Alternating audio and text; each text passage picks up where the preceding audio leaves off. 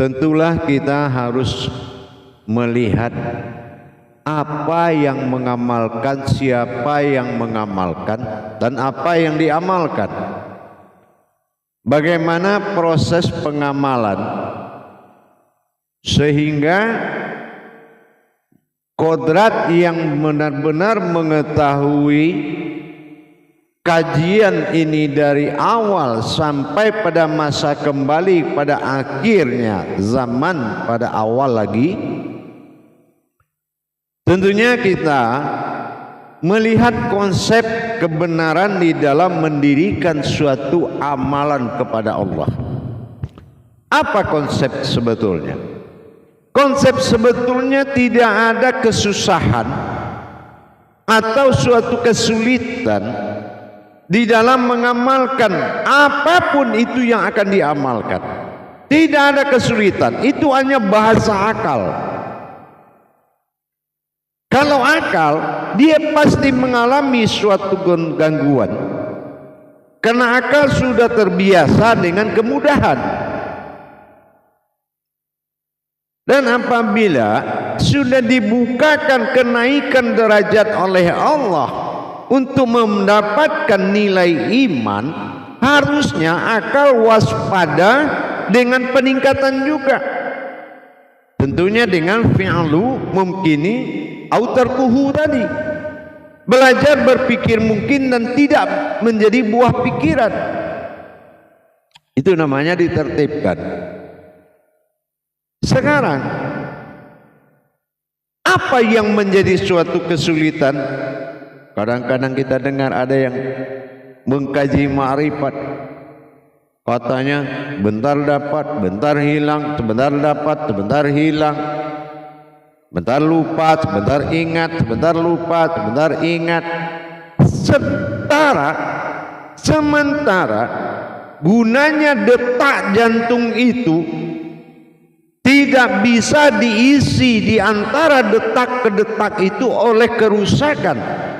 Masuknya pandangan akal, masuknya pandangan syaitan, masuknya gangguan iblis, makhluk dan segala macam.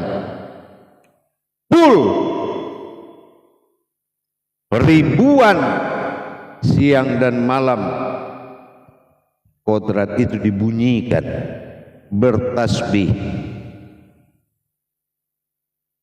Siapa lagi sebuah peluang besar, yaitu ketergangguan konsentrasi dalam belajar, lupa apa yang dibilang guru, ragu-ragu datang,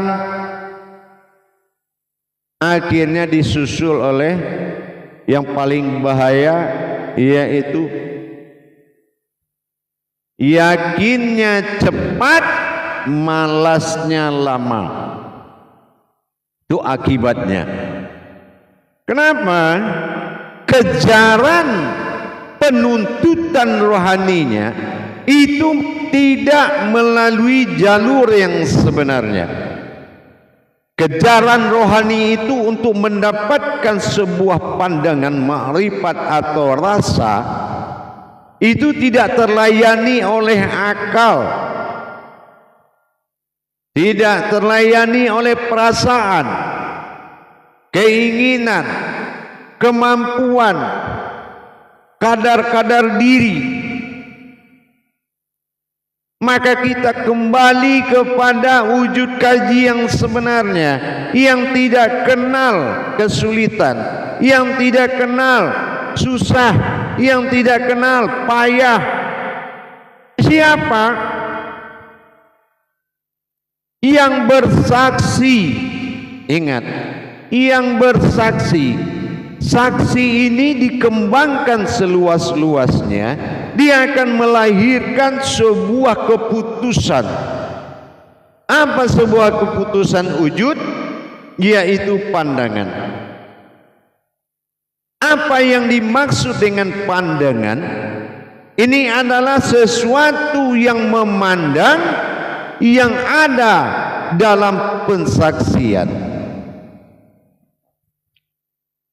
Jadi kalau kadang kita dengar di luar, siapa diri yang bersaksi gitu? Jadi bahasa itu jahiliyah saya anggap. Kenapa? Kalau orang sudah tahu, dia masih mempertanyakan kepada orang tidak tahu, dia seorang jahiliyah. Harusnya kalau dia tahu, dia tidak mempertanyakan, dia mengajarkan dan membimbing orang tersebut. Jangan mempersulit umat di dalam perjalanan ke Tuhan. Giliran ke sunnah dipermudah-mudah, dikumpul di lapangan. Udah kayak artis akhirat. Bukan itu yang dibutuhkan umat. Yang dibutuhkan umat, bagaimana dia diperjalankan untuk pengenalan kepada Tuhannya.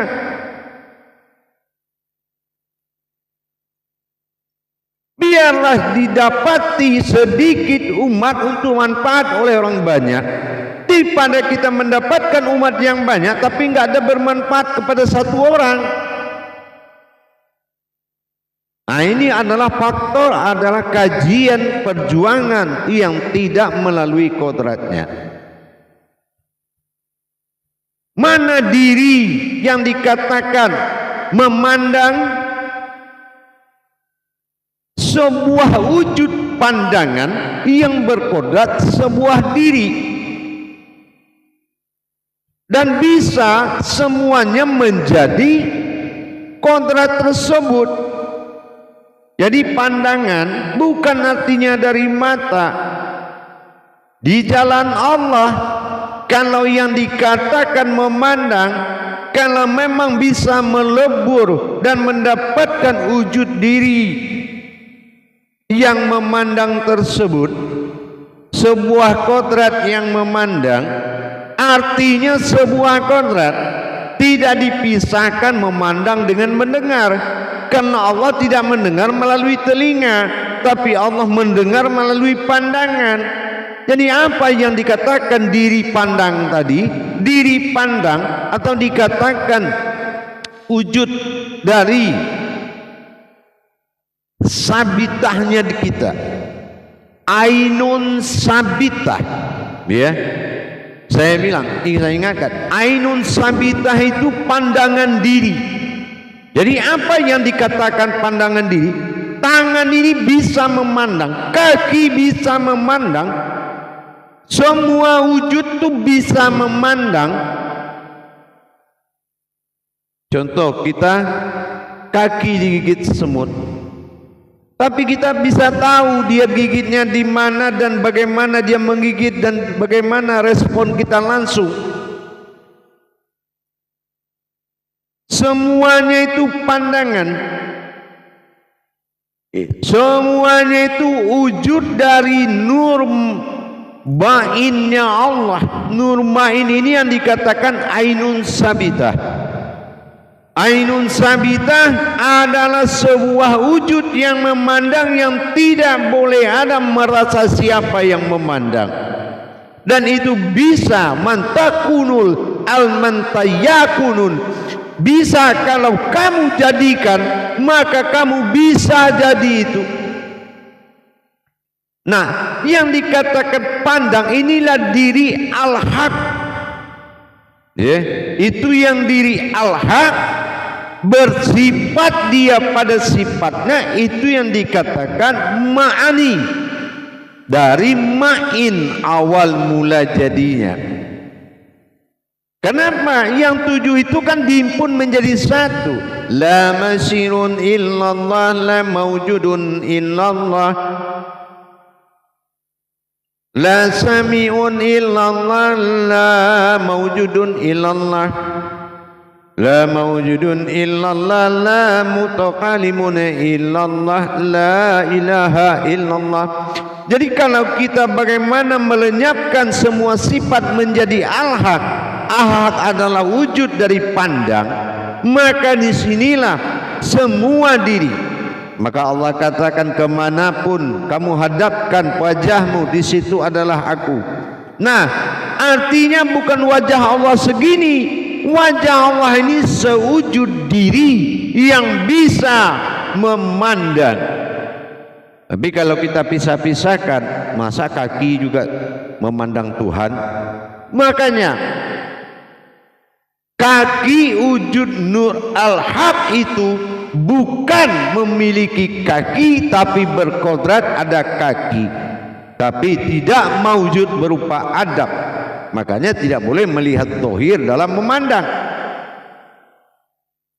Ini yang dikatakan An-Naul Haq la ilaha illallah. Di sini kita mendirikan hak, keakuan sebuah diri. Ya, keakuan sebuah diri. Jadi dengan demikian tidak ada kesulitan sebuah kajian kalau memang sewujud diri itu nur ma'in yang berwujud nur ma'ani, maka sadarilah tinggal kita siratal lazi saja, ya, sifat orangnya itu yang dihilangkan, sifat kemanusiaan, sifat keumatan. Karena di saat kita mencari posisi adab itu agama, posisi diri ilmu, kodrat. Kodrat tidak bicara agama, agama adab untuk berkodrat. Indah kalau kita tata dengan rapi. Tapi kalau kita membesarkan diri kita di jalan Allah, bukannya menghilangkan diri, malah memunculkan diri. Ini juga harus introspeksi kembali. Jangan membuat kebimbangan dan keraguan-raguan kepada umat dengan bahasa Tuhan melalui makom yang tidak tertib ilmunya. Begitu juga kita sebagai umat, sebagai hamba, tingkatkan. Awalnya kita makhluk, dinaikkan kepada tingkat umat. Berilmu kita naik ke tingkat hamba. Berilmu kita naik ke tingkat kodrat. Berilmu kita naik ke tingkat batin. Berilmu kita naik ke tingkat sir. Berilmu kita naik ke tingkat wujud.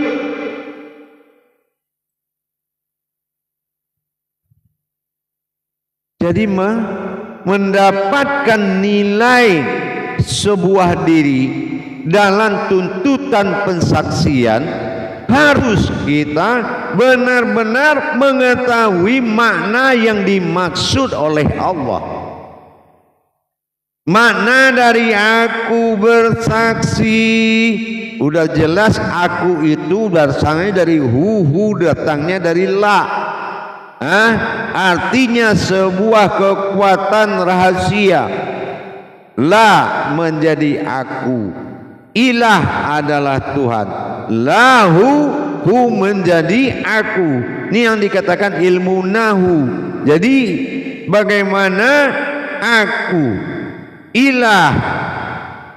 Nah ini bagaimana kita menghidupkan kodrat ketuhanan di dalam diri kita, karena kita berawal dari diri berawal dari Allah, wujud Tuhan wahid tunggal awal mula jadi.